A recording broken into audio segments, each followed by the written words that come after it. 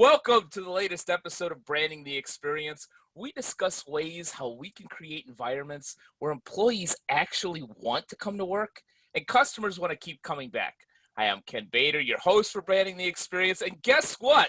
We have our next segment of Am I the Jagoff? We're going to talk about restaurant disservice. And I have two great experts with me. You may remember them from past shows. Christie Lawler, who is an esteemed hospitality and restaurant consultant who has been on Branding the Experience and Cool Culture Corner is with me. And Scott Edwards, who you may not have seen yet, but he just did an awesome episode with me on Public Safety Talk Radio. Here when we do the segment of Am I the Jagoff, I always bring experts on that have been on other shows, other episodes, so I know exactly, A, that they're experts, and B, where they're coming from. And they're going to, they're experts, and here we got somebody who didn't turn their phone off. Now we should have a segment, Are My Experts? Who's the Jagoff? Yeah, who's the Jagoff now? Yeah. Derogatory term, and clearly it's me. Well, Person didn't know that I was on this call. What's funny is that my good friends here, Christy is in Texas, if I remember it correctly. Yes. Scott is in Sacramento, California. And the term jagoff, which is basically synonymous with jackoff, but jackoff is just kind of a, milky, boring term. When you say it in my hometown of Chicago, from what I understand, eventually I'm going to have a Pittsburgh native on this show because Pittsburgh says that they created the term jagoff. And the best way that I can describe it, at least growing up in Chicago, when you're driving, somebody cuts you off, you go, "Hey, jagoff." So it's a very, There's a serious debate. Yes, it's a serious debate, but let's just say if you're called a jagoff, that's not something that you should turn around and say, "Oh, thank you very much." So, all right, so let's get to the scenarios because I want to hear from my experts here.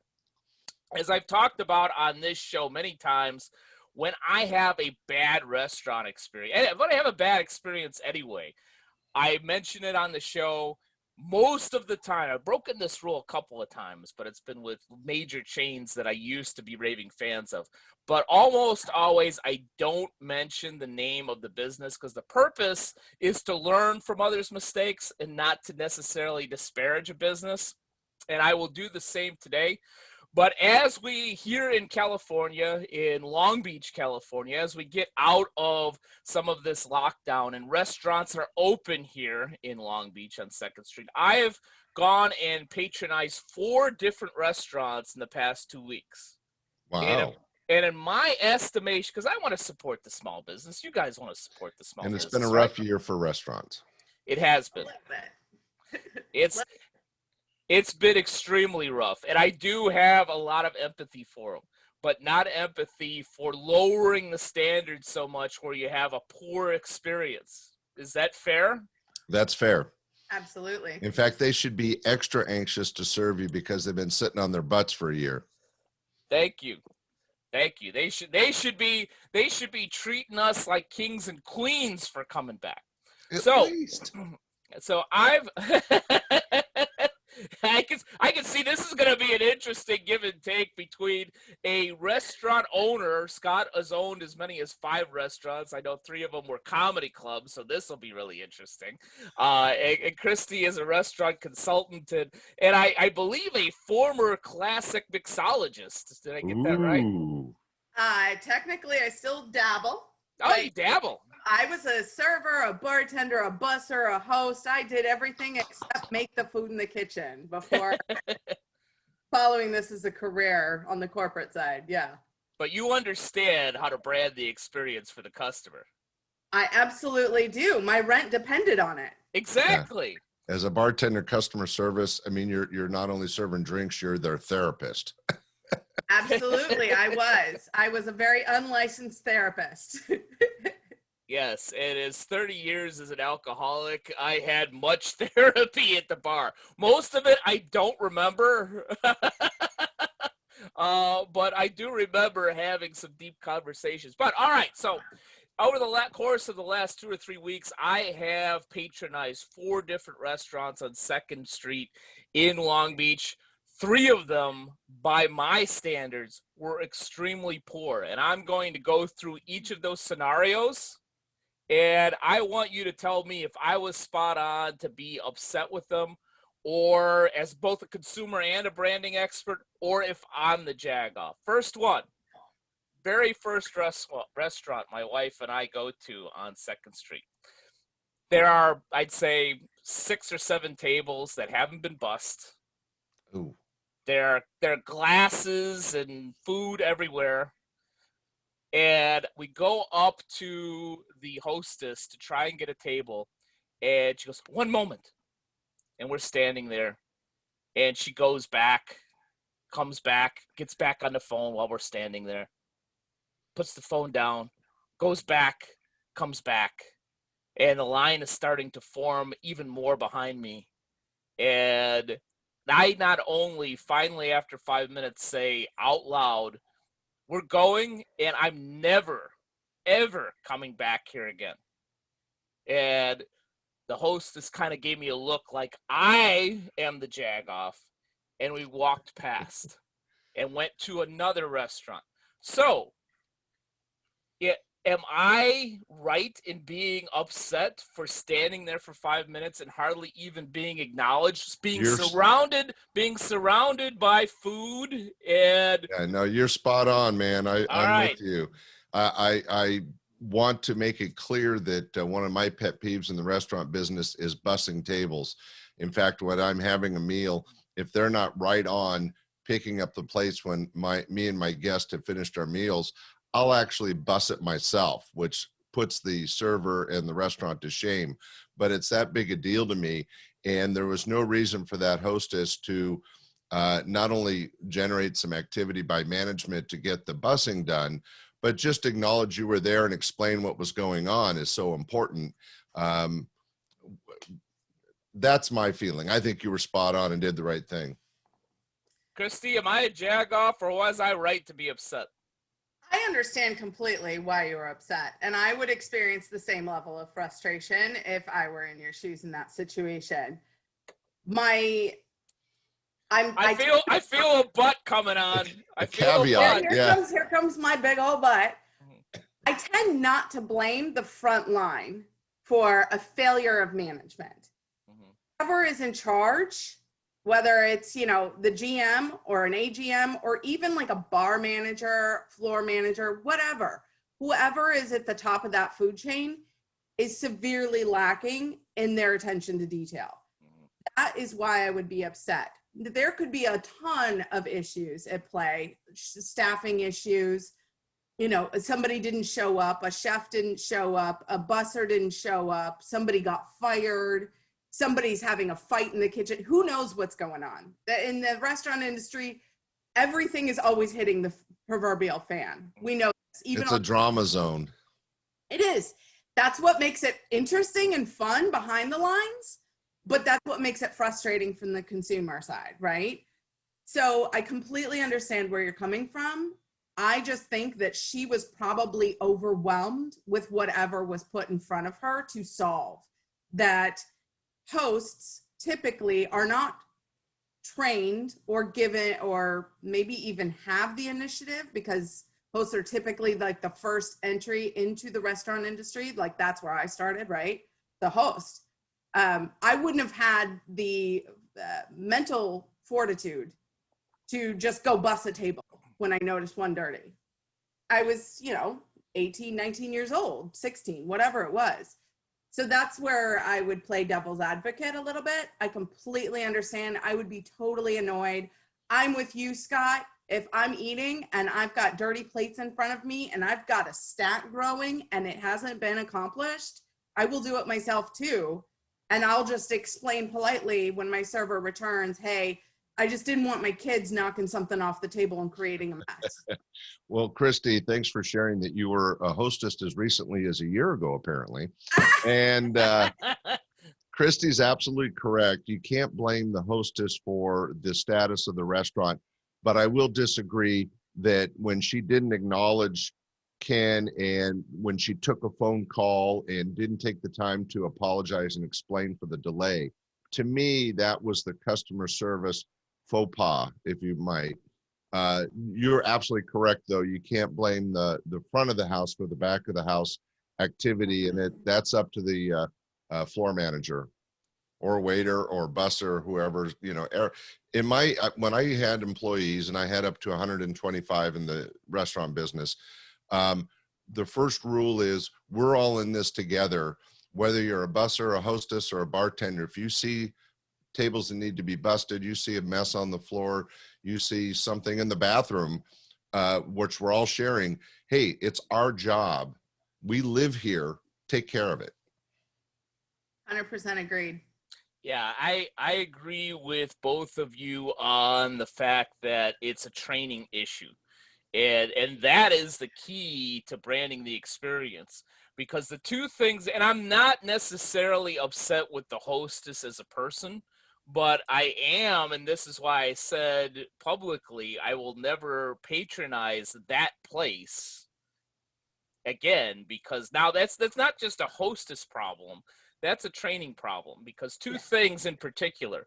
One, and my wife, you know, she works in healthcare now, but started, you know, one of her first jobs was working at Mimi's Cafe. And to this day, you know, she talks about the great standards and what a great workplace Mimi's was. And one of the things that they said is that management made it very clear, yeah, it doesn't matter if there's a busboy or not, if he's busy or what have you. You know, if you see plates sitting there and you're not serving a customer, then grab the plates.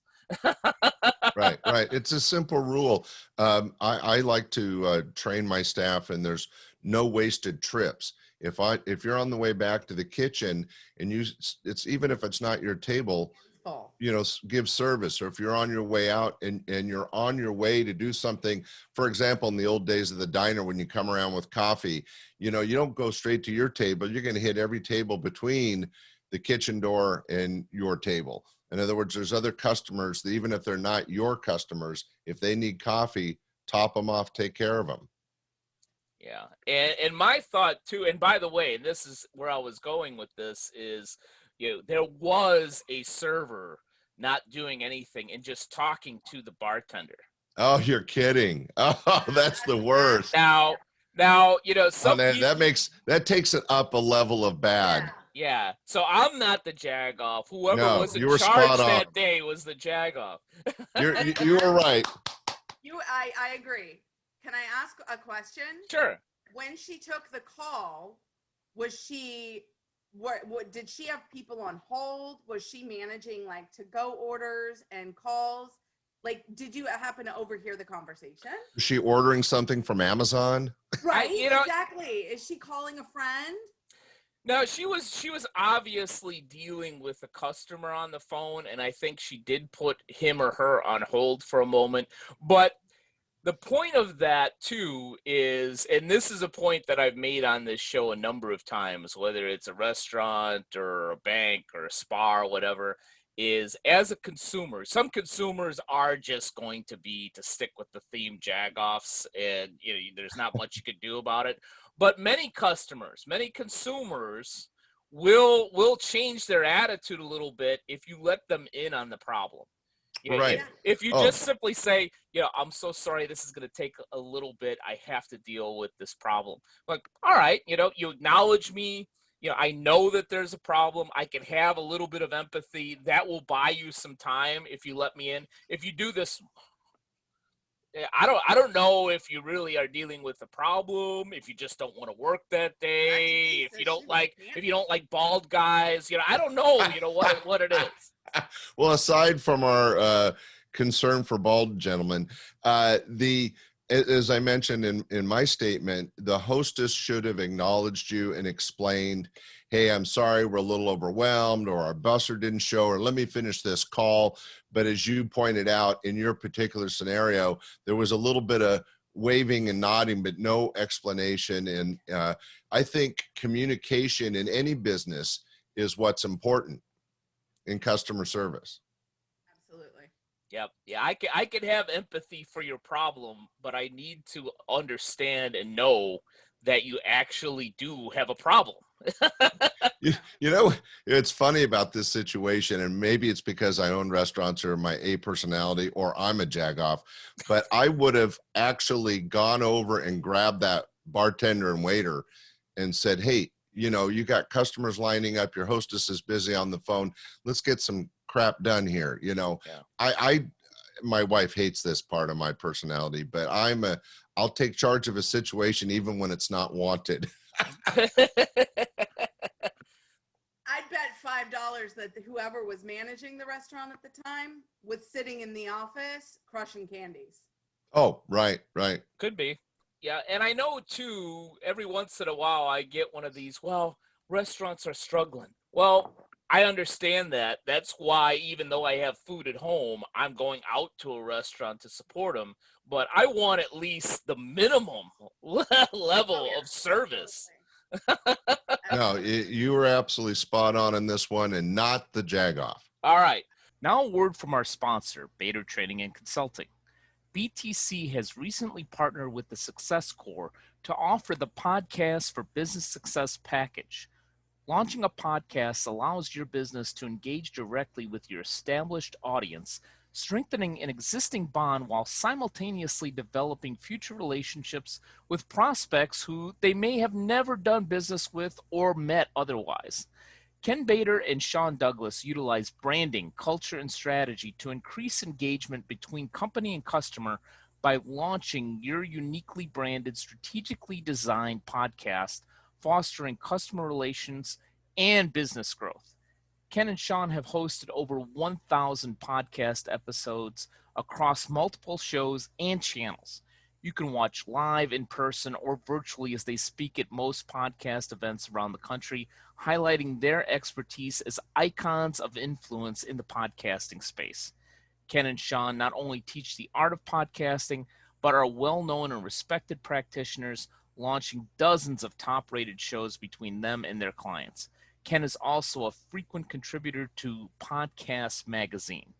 Rather than launching your podcast on your own, wouldn't it make sense to have not one but two icons of influence teach you how? Of course it would. So harness the power of your past to launch your future with a perfectly branded podcast. Contact BTC at info@btcinc.net today with podcast package in the subject line for more information today. So we leave there, we go to another restaurant that, because, and for those of you that aren't in California, they're at this particular point here in March of 2021, there's no indoor dining. Everything has to be outside. It's crazy. I know. So don't even get me started. Yeah, being crammed into a tent so much better than, you know, being comfortable in a restaurant. Yeah, exactly. Let's be on top of each other, but outside. It only lives indoors. Yeah, I also really like the idea. It's like, no, you have to close at 10 and not 12, because at 10:01 is when coronavirus comes out. At 9:59, you're okay. Yeah. Right after that, we went to a nearby restaurant and bar that, because it's small, only had 6 tables outside. And they were just opening up. We got a seat. We got served great at the beginning. And then, given the fact that it was a weekend day, I think it was a Sunday, a lot of people were coming to Second Street. Second Street is a popular place here in Long Beach, and it quickly filled up all 6 tables. And shortly thereafter, after it filled up, service started to go down a little bit. We asked for drinks. She forgot. Our favorite one, and I know the two of you will love this, is we had our food, and I asked for another beverage the second time. She finally came with it, and she crossed the table with my beverage and actually touched our friend's sandwich with her arm. You're kidding. And Wow. it was obvious that with 6 tables, and granted, I understand they're trying to save money because there's only 6 tables, they can only do so much. There was only one server, and she was obviously overwhelmed, but not too overwhelmed to forget a couple of our drinks later on and be on her cell phone by the bar.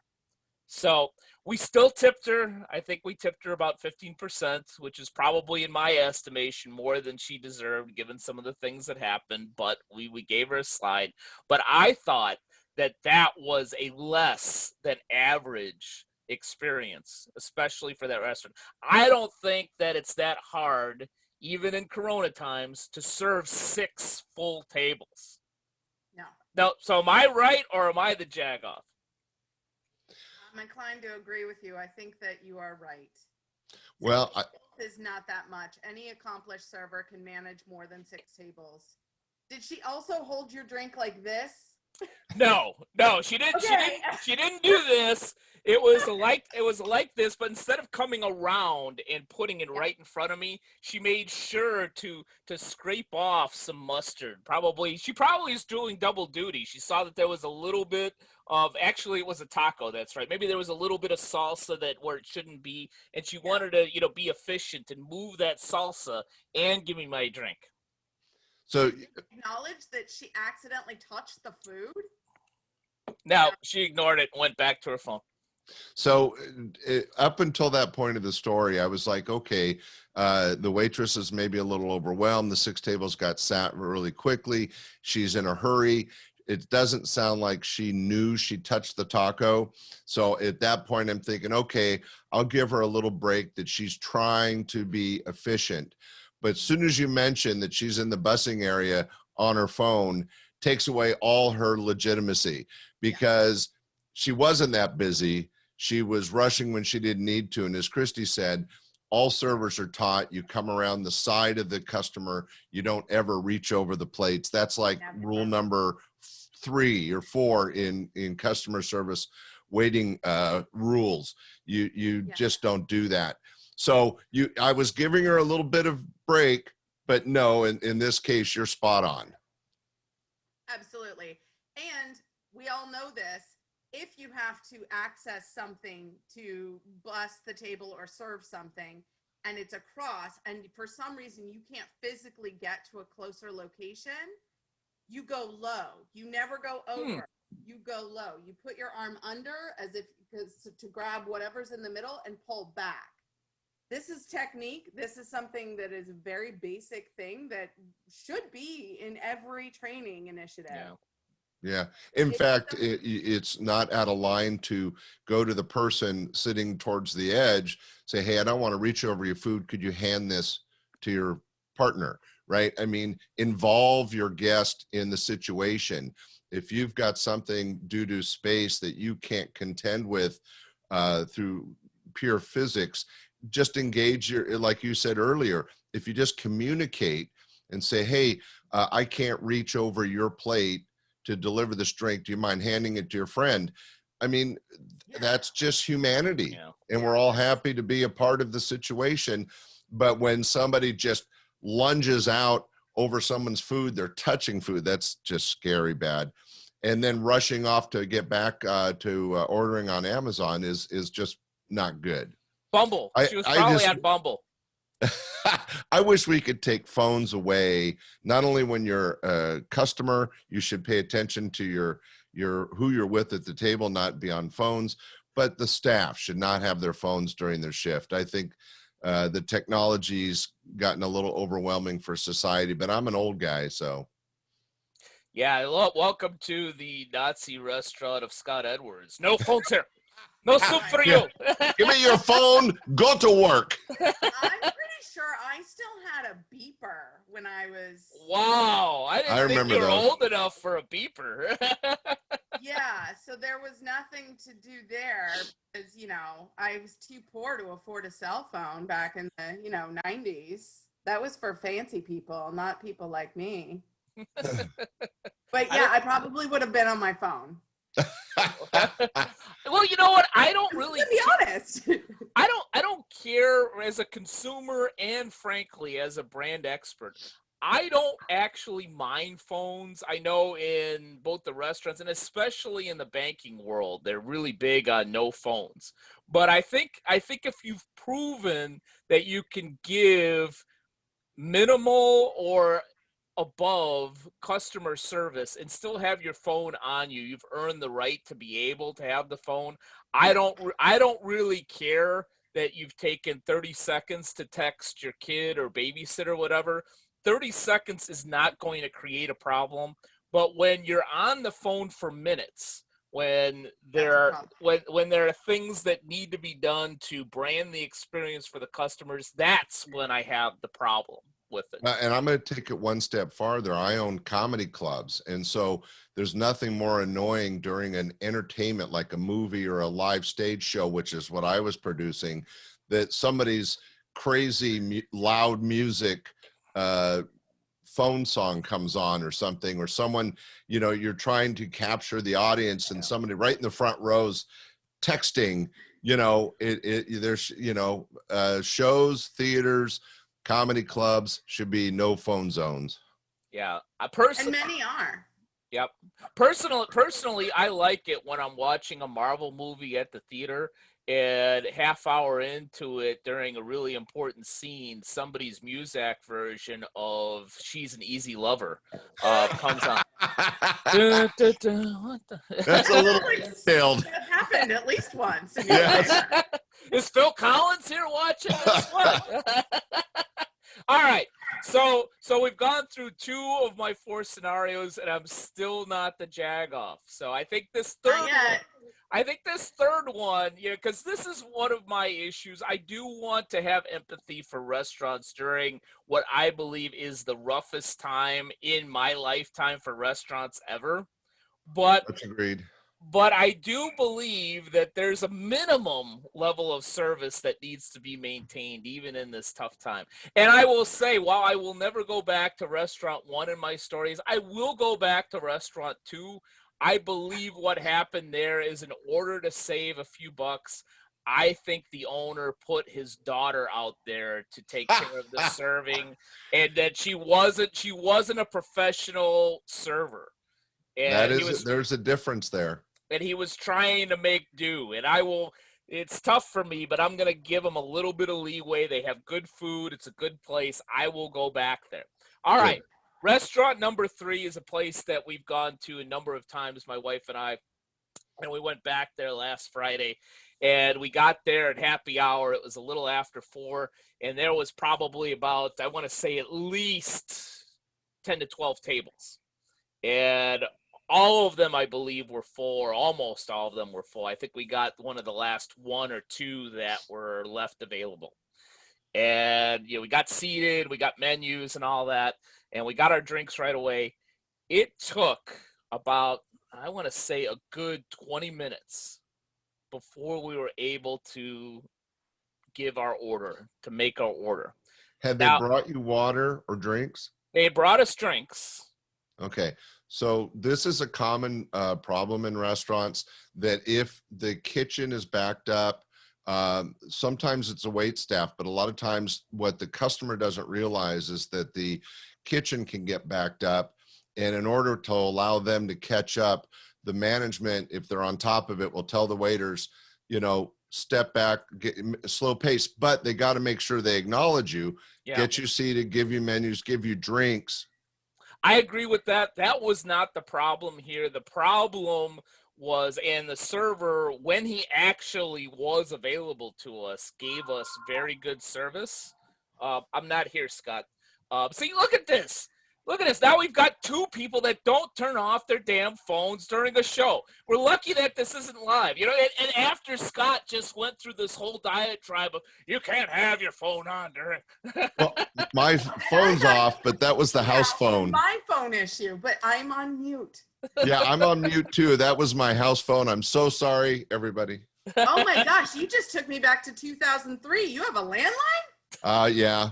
I still have a landline. I normally disconnect it and I spaced. I'm sorry, Ken. That's okay, but maybe we need to have another segment for just the On guests. phone use. Yeah, phone use. Anyhow, so the problem was clearly they were understaffed, and it didn't the service didn't get better and to the minimum of what I would expect until 5 o'clock. It was clear that they were trying to push the envelope from 1 hour at the beginning of happy hour till the shift at 5 to get away with only one server for 12 tables. Interesting. And see, I get it. You want to save a few bucks. Restaurants are hurting, but that was an hour of poor service. Yeah, that's not really acceptable. But at the same time, where it's such an unusual situation, where I'm going to say the term which I'm praying for, post COVID, when these restaurants are trying to ramp back up, they're not only in such a financial hole that they are looking for every way to save. And I'm not saying this is the correct one, but I might have given them just a little leeway that for that hour, they didn't have their full staff on and that person was overwhelmed. So I'm in the middle ground on this one. I don't think you're a jagoff, but I don't know if they did acknowledge you, they got you drinks. Did they ever explain? There was no explanation. I will say, and this is the full scenario. We did stay. We did eventually get food. It was very good. We ordered drinks afterwards. We stayed for a good 2 hours. We tipped 20% because I felt, all right, it's good enough. But I will say, and this is where you could determine whether I was the jagoff or if I was right feeling this way. We'd gotten there about 4. We'd gotten our drinks within the first 10 minutes. We weren't able to order until close to 4:30. I was close to putting money on the table for the 2 drinks and leaving because I don't like waiting that long to be able to order. We finally, just before I was hot enough to actually get up and go, he came and took our orders.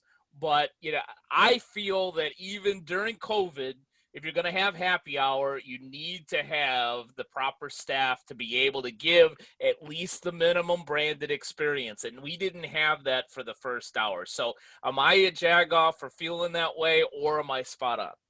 So I have a question. Sure. Because I need more information here. Okay. Is it your assessment of the situation that you experienced that they were purposefully delaying the ordering to kind of stretch out of that happy hour special time frame? Ouch. Or they simply didn't have the staff to adequately take care of 12 tables during a peak time before going into, the 5 o'clock hour where things go back to normal price? That's a great question. My estimation is it was B, the latter, because there were very few people when we got there. And keep in mind, your happy hour starting at 4. There were very few people with food on their tables. And the way things were situated at this restaurant, as you're walking to it with everything being outside, you could pretty much see who's having what. It was pretty much all drinks. There was very little food out there. So I don't believe that the kitchen was overtaxed at that time. I also don't believe, because I've been there a number of times, and it is a good restaurant, and I will go back there. That I do believe that their kitchen is pretty efficient. I think that this was a staffing problem. I think they tried to get away with, all right, we're going to have an hour that's going to be iffy until our next server comes on at 5 o'clock. We're going to try to get by with one from 4 to 5 with this last shift. And I think that's what created the problem. Yeah. Well, they could have cut someone too early. Someone could have been running late or called in or a no-show. And the kitchen could have been slammed with to-go orders. It's possible. I mean, I've walked into a lot of restaurants where there's no one in the building, but you can see the line of to-go bags. Yeah. I'm going to play, Ken, I'm going to play Switzerland on this one. I don't think you're a jagoff, but patience of the customer in unique situations like ramping back up post-COVID, I think it makes this way out in the middle. Like you said, you were on the fringe. If it had gone even 40 minutes without acknowledgement after your drink service, yeah, then walking would have been appropriate. I'm disappointed the waiter didn't explain or apologize. And real quick, Ken, was this waiter dashing around trying to take care of people, or was he on his phone as well? No, he was working his ass off, and that's Yeah. and, So and, and I can't blame him. keep in mind, I have a very, very low patience tolerance. So where 2 minutes is all it takes for me to get upset, and I held my temper for 20. So I'm gonna supersede both of you, even if you think I'm a Jagoff in this situation. I'm gonna say, especially since I stayed and I tipped 20%, that I am not a Jagoff, and that I have a right to be a little bit upset over that. No, absolutely. 20 minutes, that's excessive. I mean, and granted, maybe he had problems with attention to detail. Maybe he didn't pick up on it. Maybe he was so in his head and uber focused on all the tasks in front of him that he couldn't focus on, oh, this table also needs this. So there's a lot in play here, but you are absolutely not in the wrong on this one. Yeah. I mean, I'm still Switzerland, but I wouldn't call you a Jagoff. I will say that Christie was right. This is probably a management situation where the one waiter was doing the best he could, but they should have had an extra person on, even if it was just a busser to support him and do drinks and or the manager. Yeah, right. Why aren't they working? Somebody should have been helping this guy. Yeah. Never throw your staff to the wolves. It is bad for your brand. You don't know. No ivory tower. In this industry, we're all boots on the street. We're all hands in the muck. Let's do this. No, I'm 100% not the server's fault, management failure. Right. And Christie makes a good point, and I don't want to tout myself really, but one of the things that my staff respected and admired in my management style was that I would go out and bust tables. I would go out and clean up messes. You know, I own nightclubs, so we had a thing called Yuck Patrol when somebody that drank too much didn't quite make it, right? Mm-hmm. You know, I took my turn. You know, we didn't just take the lowliest employee and always have him deal with the bad things. The management was right in there doing the dirty jobs too. And that, to me, is an indication of strong management. Like Christie said, the ones that want to sit in their ivory towers or hide back in the office and just, you know, take notes on what people are doing wrong instead of being a part of the solution is really important in the business. Absolutely. Yeah, I would at least, if we were doing this in person, I would definitely hug Christie for what you just said.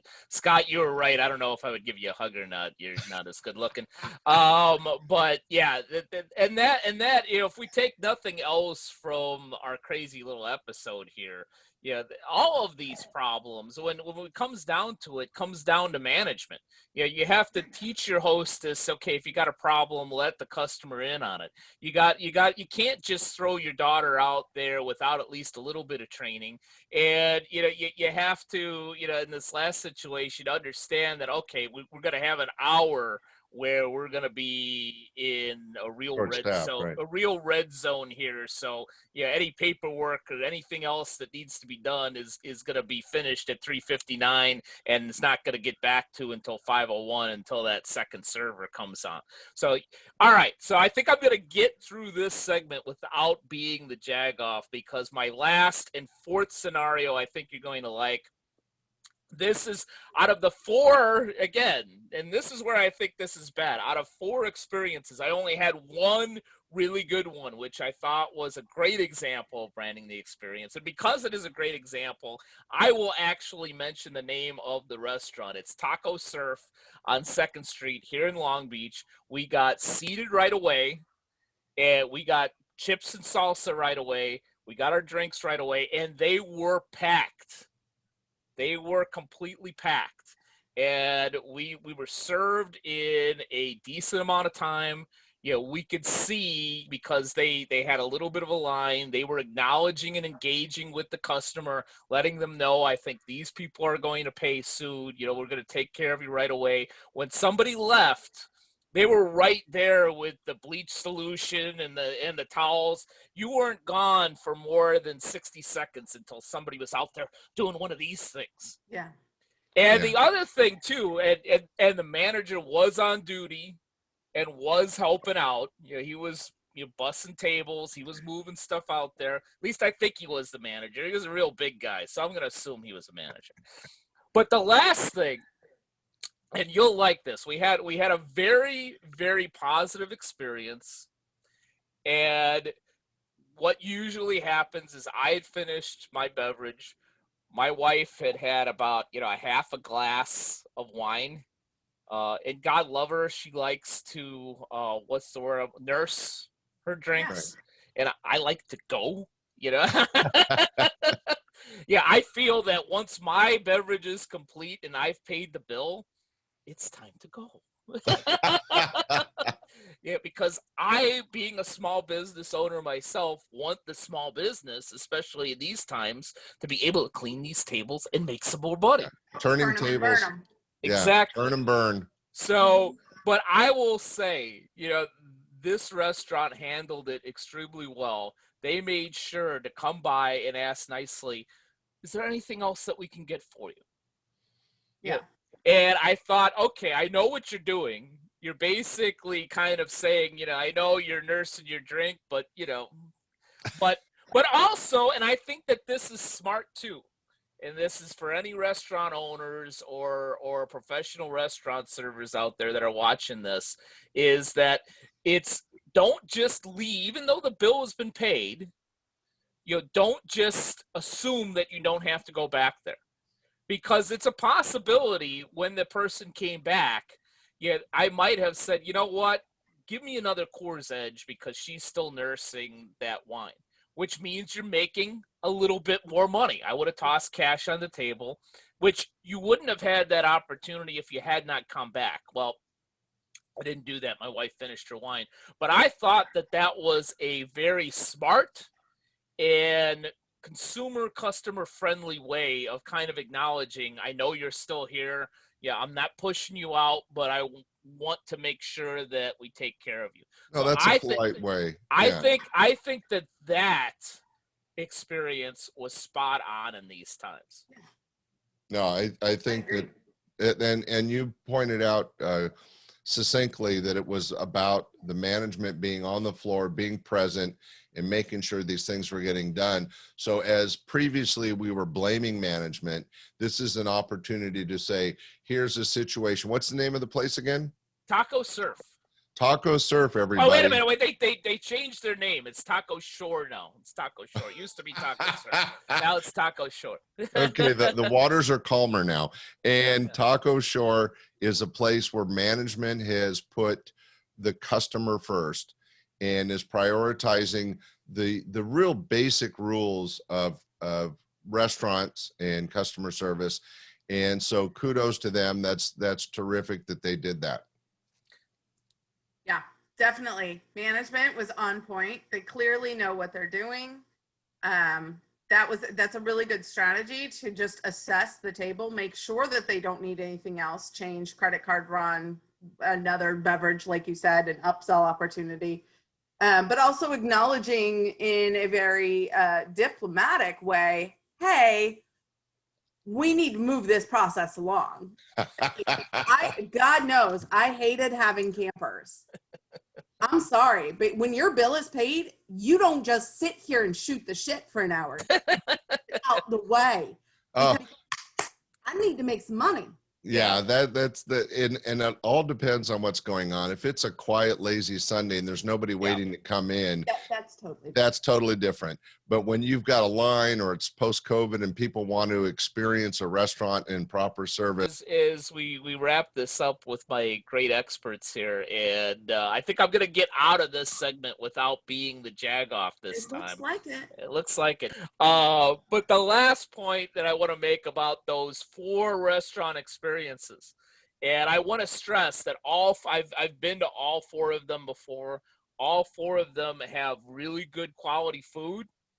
I would say while Taco Shore does have good quality food, the other 3 actually have better food. But I will go out of my way to go back to Taco Shore, not so much the other 3, even though they have better food, because I had the best branded overall experience at Taco Shore. And I think that's one thing that some restaurants just don't understand. It's not just about the food. People will go and get and eat slightly above average food. It's a little bit better than that at Taco Shore. I don't want to make people think that it's like, yeah, it's good. It's good, solid food. But people will actually go and repatronize, if that's even a damn word, a place with slightly better than average food that has a great experience than a place that has excellent food but a terrible, less than minimum experience. Do you 2 agree with that? Absolutely. Yes, I think 100%. you could do a whole show on that, because it is, what are people really going for? I think people are more apt to put up with adequate food with great service. Then you could have the best Michelin food out there, but if the service sucks, you're not going to enjoy your experience. It's not well branded. 100%. And actually, COVID highlighted quite a bit of that. I mean, consumer perceptions and consumer purchasing habits and traffic patterns shifted to, number one, the perception of cleanliness, not actual cleanliness, the perception of it. The idea that they felt safe because when they walked in, there was a hand sanitizer station, there was someone taking a temperature, there was someone wiping tables at all times. That was now number one, followed by number 2, the customer service, the level of either their ability to recover when things went wrong, because inevitably things do, or the more importantly and more frequently, the ability to make people feel welcomed and appreciated for spending their dining dollars there, especially now. So to your point, absolutely. And I do this obviously for a living. You do? Right? Oh, that's why I brought you on this show. You actually know what you're talking about. Okay, go ahead. Well, I want people to understand that small restaurants, yes, absolutely support them. Their margins are even tighter. They also don't have multi-million-dollar training budgets. Mm-hmm. You're not going to get that completely corporate branded experience that's been ingrained at every level. Now, granted, some of those 3 that just had a less than savory experience could have been chain locations where they do have those training capabilities. One actually, to your point, of the 3 that were, in my estimation, less than acceptable branded experiences, one was a corporate chain with 6 restaurants, and the other 2 were locally owned, local owners, where they either had just one place or a couple of places. Yeah, and they could have been struggling from manpower efforts. There's a number of things, but I always tell people, keep in mind when you're dining small and going local, you're not going to get that multi-million-dollar training initiative experience. Don't expect it. Don't hold them to the same standard. You're going to get someone's literal heart, soul, and lifeblood poured into every meal. Appreciate that. There is a lot of passion and fortitude that goes into that. Not that there isn't on the corporate side, but just recognize that there are a different set of challenges and, different stakeholders at play. So that's kind of, I don't know. That's a great, important. It's a great point, because of those 4 examples, I pretty much believe Taco Shore is a locally owned, just one establishment restaurant. Of the 3 that I had, in my estimation, a less than acceptable experience, the 2 where we actually did patronize and we did pay and we did tip, those were locally owned. And while there were some issues there, you know, one, I think it was the daughter or relative that was working. The other one was just, as I mentioned, probably a lower shift or number of employees needed at the time. But they were, you know, the one was busting their ass. The other one was kind of like, all right, we're trying to save some money by, you know, having, you know, your cousin 3 times removed who's never served before do this. Yeah, that I kind of gave them a little bit, not a lot, but a little bit of slack. The Yeah. place where we didn't even dine, where the hostess, you know, didn't really acknowledge us. There were people kind of standing around. There were all all those tables that weren't bussed. That place, I know, is a 6 location corporate owned type of an establishment, and that It sounds was the worst experience of all of them. That's They too bad. probably need help with their cultural strategy. And I've said this for years and years. It's the foundation of my book. It's literally the foundation for almost every presentation I've ever done and every training course. Is going back to your points. It starts with management, and you need to have service standards. Yeah, if you have standards and you enforce them and you do the things that I teach, which is creating buy-in in those standards, then you don't have situations where you have a mound of dishes at several tables and a hostess that doesn't know how to handle a bad situation right from the beginning. Absolutely.